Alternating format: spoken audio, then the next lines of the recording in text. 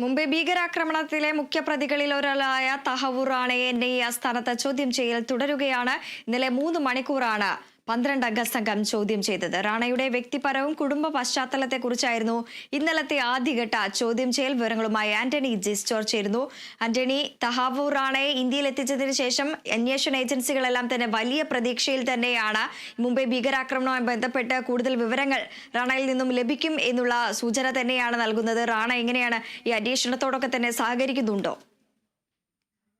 നിലവിൽ റാണ ചോദ്യങ്ങളോട് പ്രതികരിക്കുന്നില്ല എന്നുള്ളതാണ് പ്രധാനമായും കിട്ടുന്ന റിപ്പോർട്ടുകൾ എന്ന് പറയുന്നത്. ഈ ഗൂഢാലോചനയുമായി ബന്ധപ്പെട്ട കാര്യങ്ങളൊക്കെ ചോദിക്കുമ്പോൾ അതിനോട് കൃത്യമായൊരു പ്രതികരണം റാണയുടെ ഭാഗത്ത് നിന്നും ഉണ്ടാകുന്നില്ല എന്നുള്ളതാണ് ഉദ്യോഗസ്ഥർ പറയുന്നത്. ഇന്നലെ 3 മണിക്കൂറോളമാണ് റാണയെ NIA ചോദ്യം ചെയ്തത്. ഇന്നലെയാണ് ഈ ചോദ്യം ചെയ്യൽ ആരംഭിച്ചത്. ഈ 3 മണിക്കൂർ ചോദ്യം ചെയ്തതിൽ പ്രധാനമായി വ്യക്തിപരമായ കാര്യങ്ങളൊക്കെ റാണയോട് ചോദിച്ചിരുന്നു. മറ്റ് കാര്യങ്ങളോടൊന്നും ഈ കൃത്യമായൊരു മറുപടി റാണ നൽകുന്നില്ല എന്നുള്ളതാണ് ഏറ്റവും പ്രധാനപ്പെട്ട ഒരു കാര്യമായുള്ളത്. ഏതായാലും കൂടുതൽ തെളിവുകളൊക്കെ ഹാജരാക്കി അല്ലെങ്കിൽ കാണിച്ചുകൊണ്ടുള്ളൊരു ചോദ്യം ചെയ്യലാണ് പ്രധാനമായും നടക്കുന്നത്. ഏതായാലും ഈ 18 ദിവസമാണ് NIAയുടെ കസ്റ്റഡിയിൽ റാണ ഉള്ളത്. അതുകൊണ്ട് തന്നെ കൂടുതൽ ഈ ദിവസങ്ങളിൽ കൂടുതൽ ചോദ്യം ചെയ്ത് ഈ ഗൂഢാലോചനയുമായി ബന്ധപ്പെട്ട മുംബൈ ഭീകരാക്രമണത്തിൻ്റെ ഗൂഢാലോചനയുടെ അതിൻ്റെ പിന്നിൽ പ്രവർത്തിച്ചവർ ആരൊക്കെയാണ്, ഈ ഡേവിഡ് കോൾമാൻ ഹെഡ്ലിക്കൊപ്പം തന്നെ മറ്റ് ആർക്കൊക്കെയാണ് ഇതിൽ പങ്കുള്ളത്, ഈ പാക് ചാര സംഘടനയ്ക്ക് അടക്കം ഇതിൽ ബന്ധമുണ്ടോ എന്നതടക്കമുള്ള കാര്യങ്ങളാണ് നിലവിൽ പരിശോധിച്ചു വരുന്നത്. അതുപോലെ തന്നെ പാക് ഭീകര സംഘടനയായ ലഷ്കർ-ഇ തോയ്ബയുമായുള്ള ബന്ധമടക്കം പരിശോധിക്കുകയും ചെയ്യുന്നുണ്ട്. അത്തരത്തിൽ ഇക്കാര്യങ്ങളിൽ കൂടുതൽ വ്യക്തത വരുത്തുക എന്നുള്ളതാണ് NIA ഉദ്ദേശിക്കുന്നത്. അതിൻ്റെ ഭാഗമായുള്ള ചോദ്യം ചെയ്യൽ തുടരുകയാണ്. ഇന്നും ആ ചോദ്യം ചെയ്യൽ തുടരും. ഏതായാലും ഇക്കാര്യത്തിലൊരു വ്യക്തത വരേണ്ടതുണ്ട്. അതേസമയം ഈ റാണ കൊച്ചിയിലും 2008 കൊച്ചിയിലും എത്തിയിരുന്നു ഈ ഭീകരാക്രമണത്തിന് മുന്നോടിയായി. അതുകൊണ്ട് തന്നെ ഈ കൊച്ചിയിൽ ഇയാൾ എന്തിനു വന്നു എന്നതുള്ള അത് അടക്കം കേന്ദ്രീകരിച്ചുള്ള ഒരു അന്വേഷണവും നിലവിൽ നടക്കുന്നുണ്ട്. ഏതെങ്കിലും തരത്തിൽ അയാളെ ഇവിടെ സഹായിച്ചവരാരെങ്കിലും ഉണ്ടോ എന്നതടക്കമുള്ള കാര്യങ്ങളും ഇപ്പോൾ പരിശോധിച്ച് വരികയാണ്. അങ്ങനെ ഈ അന്വേഷണം കൊച്ചിയിലേക്കും ഇപ്പോൾ ഈ കേസുമായി ബന്ധപ്പെട്ട് ഒരു അന്വേഷണം ഇപ്പോഴും നടക്കുന്നുണ്ട്. കൊച്ചിയിലേക്കും അത്തരത്തിലുള്ള അന്വേഷണവും നടക്കുന്നുണ്ട്. ഏതായാലും കൃത്യമായൊരു വ്യക്തത വരുത്തുക എന്നുള്ളത് തന്നെയാണ്. അതായത് ഈ ഗൂഢാലോചനയിൽ ആർക്കൊക്കെ പങ്കുണ്ട്, അതുപോലെ തന്നെ ഈ ലഷ്കർ-ഇ തോയ്ബ അടക്കമുള്ള ഭീകര സംഘടനകളുടെ പങ്ക് അടക്കം പരിശോധിക്കുകയാണ് NIA. ഏതായാലും ഇയാൾ ഇപ്പോൾ നിലവിൽ ചോദ്യങ്ങളോട് കൃത്യമായി തന്നെ പ്രതികരിക്കുന്നില്ല എന്നുള്ളതാണ് പുറത്തേക്ക് വരുന്ന റിപ്പോർട്ടുകൾ. ആന്റണി, അതോടൊപ്പം തന്നെ ഈ കൊച്ചിയിലെത്തി എന്നതടക്കമുള്ള കാര്യങ്ങളിൽ കൂടുതൽ അന്വേഷണം നടന്നു വരികയാണ്. ഒപ്പം തന്നെ കൂടുതൽ അറസ്റ്റുകളോ അത്തരത്തിലുള്ള നടപടികളെല്ലാം തന്നെ ഉണ്ടോ? 2008 ഈ ഭീകരാക്രമണത്തിന് മുന്നോടിയായി മുൻപ് ഇയാൾ തഹവൂർ റാണ കൊച്ചിയിലേക്ക് എത്തിയിരുന്നു എന്നുള്ളതാണ് നേരത്തെ തന്നെ ആ വിവരങ്ങൾ പുറത്തേക്ക് വന്നിരുന്നു. ഇപ്പോൾ അത് കേന്ദ്രീകരിച്ച് കൂടിയുള്ള ഒരു അന്വേഷണം, ആരെങ്കിലും ഇയാളെ സഹായിച്ചിരുന്നു എന്നടക്കമുള്ള കേന്ദ്രീകരിച്ചൊരു അന്വേഷണം നടക്കുന്നുണ്ട്. ഒരാൾ കസ്റ്റഡിയിലുണ്ട് എന്നുള്ള സൂചനകളും പുറത്തേക്ക് വരുന്നുണ്ട്. പക്ഷേ അതൊന്നും സ്ഥിരീകരിക്കാൻ സാധിച്ചിട്ടില്ല നിലവിൽ. ഏതായാലും അത്തരത്തിൽ കൊച്ചിയിൽ എന്തിനു വന്നു, ഈ കേരളത്തിൽ എന്താണ് ഇയാൾ വന്നതിന് കാരണം, ഏതെങ്കിലും തരത്തിൽ സ്ഫോടനമടക്കം ലക്ഷ്യമിട്ടിരുന്നതടക്കമുള്ള കാര്യങ്ങൾ പരിശോധിക്കുന്നുണ്ട്.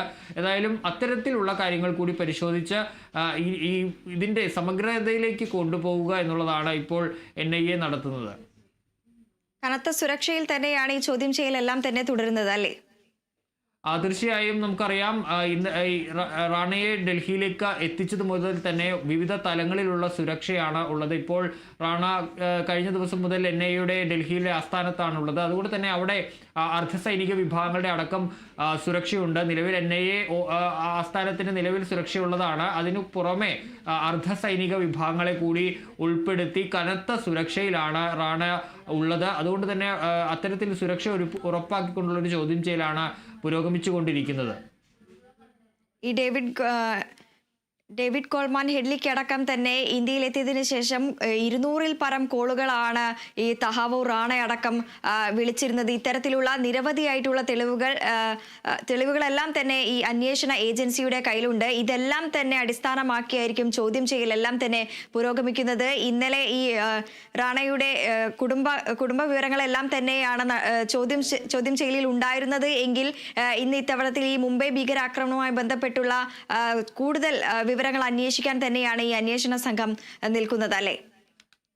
തീർച്ചയായും ഇന്നലെ അമേരിക്കൻ നീതിന്യായ വകുപ്പ് ഒരു കാര്യം പറഞ്ഞിരുന്നത്, അതായത് ഇയാൾ ഡേവിഡ് കോൾമാൻ ഹെഡ്ലിയുമായി നടത്തിയ ഫോൺ സംഭാഷണവുമായി ബന്ധപ്പെട്ടുള്ള കാര്യങ്ങളാണ്. അതിൻ്റെ വിവരങ്ങൾ പുറത്തേക്ക് വന്നിരുന്നു. പ്രത്യേകിച്ച് ഈ ഇന്ത്യക്കാരത് അർഹിച്ചിരുന്നു. അതായത് ഈ ഭീകരാക്രമണത്തിൽ സംഭവിച്ച മരണം അത് ഇന്ത്യക്കാർ അർഹിച്ചിരുന്നതാണ് എന്നുള്ളതാണ് ഈ റാണ ഹെഡ്ലിയോട് പറഞ്ഞത്. മാത്രമല്ല ഈ ആക്രമണത്തിൽ കൊല്ലപ്പെട്ട ഭീകരർ 9ഓളം ഭീകരരുണ്ട്, അവരെ ആദരിക്കണമെന്നടക്കമുള്ള കാര്യങ്ങൾ പറഞ്ഞിരുന്നു എന്നുള്ള അടക്കമുള്ള വിവരങ്ങൾ പുറത്തേക്ക് വന്നിട്ടുണ്ട്. ഇത്തരത്തിൽ ഈ ടെലിഫോൺ രേഖകളടക്കം കോൾ വിവരങ്ങളടക്കം NIA പക്കലുണ്ട്. ഇതെല്ലാം അടിസ്ഥാനമാക്കിക്കൊണ്ടുള്ള ഒരു ചോദ്യം ചെയ്യലാണ്. വിവിധ തെളിവുകൾ ഇയാൾക്കെതിരെ ഈ റാണയ്ക്കെതിരെ NIA പക്കലുണ്ട്. അപ്പോൾ ഇതെല്ലാം അടിസ്ഥാനമാക്കിക്കൊണ്ടുള്ള ഒരു ചോദ്യം ചെയ്യലാണ്. കൃത്യമായി തന്നെ അത് മുന്നിൽ വെച്ചുകൊണ്ടുള്ള ചോദ്യം ചെയ്യലാണ് NIA നടത്തിക്കൊണ്ടിരിക്കുന്നത് എന്നുള്ളതാണ് മനസ്സിലാക്കാൻ കഴിയുന്നത്. ഇത്തരത്തിൽ ഇതിൽ ഈ കയ്യിലുള്ള